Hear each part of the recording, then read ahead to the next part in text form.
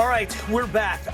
Want to talk a little bit about the implications of the shutdown. I think that more than anything else. I want to run a theory by you, and then first tell me how wrong I am. My fear is what we do as voters is we wring our hands about the shutdown.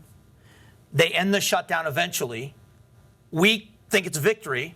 And then we don't worry about the budget. We don't worry about anything beyond that. We're just glad the shutdown's over, and we never get anything done on the budget. And I think that's on both sides of the aisle. Am I right or wrong? I agree. And certainly the deficit is a national security issue at this point. It needs to be addressed.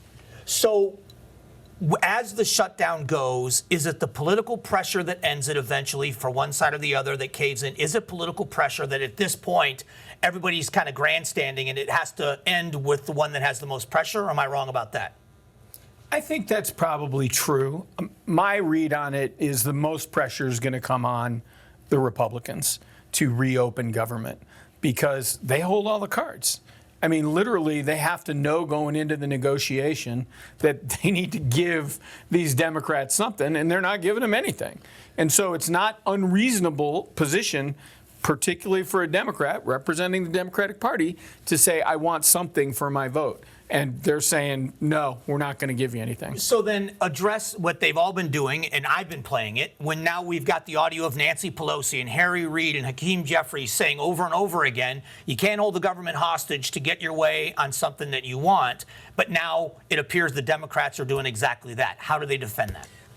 They defend it by not having a majority in the House or the Senate or having the White House. And ultimately, the Republicans in the United States Senate could push the nuclear button, drop the filibuster, and pass their policy. And then they would be held accountable when insurance premiums skyrocket.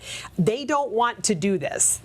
That is not going to be a good position to be in to get reelected if you're a Republican. But do you think after now the tables turn, because the fight that was going on when Senator Sinema left because she refused to end the filibuster and Republicans said we've got to keep the filibuster, aren't they going to get hammered if they now push that nuclear button and do that? It's almost like Sinema predicted that somebody else should kill this thing, right? That it shouldn't be Democrats. I supported Sinema's decision then because Democrats were not always going to be in power. We were not always going to have the majority, and I support it now. If the Republicans want to go, go. I may be wrong about this, but this is the way I look at it. Trump was holding out for the border, for a border wall and things that were sort of existential in the world. I need to complete my border wall. This is not an existential debate for Democrats anymore. There's clearly a rate increase that will happen absent them doing something. It will happen. So the Republicans are saying, and I'm going to look at you when I say this, they're saying, yes, we should negotiate about this, but we can't negotiate it when the government is closed. We should open the government and have good faith negotiations. It hasn't worked for our party. It's the, fool us once, shame on. But it hasn't worked for either party. It hasn't worked for either party. Dick Nixon pointed out you never win anything at the negotiating table. You don't win on the battlefield. Okay. The battlefield is the budget. I mean, and the battlefield is right there. So do you acquiesce and say, oh, yeah, I'll trust you. You're a good dude. I'll come to an agreement with you. That's a nice handshake. Yeah. So the letter that was written by the Republican delegation in the House, Siscomani came on my show and talked about it, saying these are the bad things that are happening to Arizona if our senators, who are both Democrats, don't become yes votes. And then Senator Gallego came back and said, I'm here, you're not. Who wins that PR battle?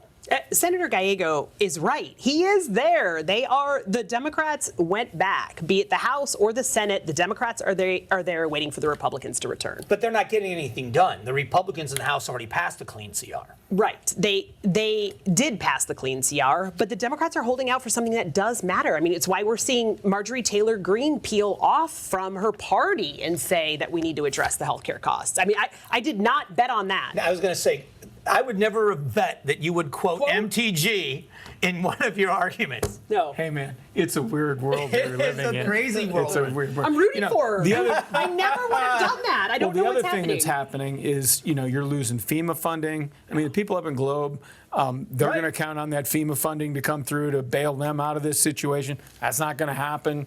So, I mean, the pressure is going to continue to ramp up on the majority to get something done. All right. I appreciate the time, as always. It's a fun conversation. Thank you. We'll be back.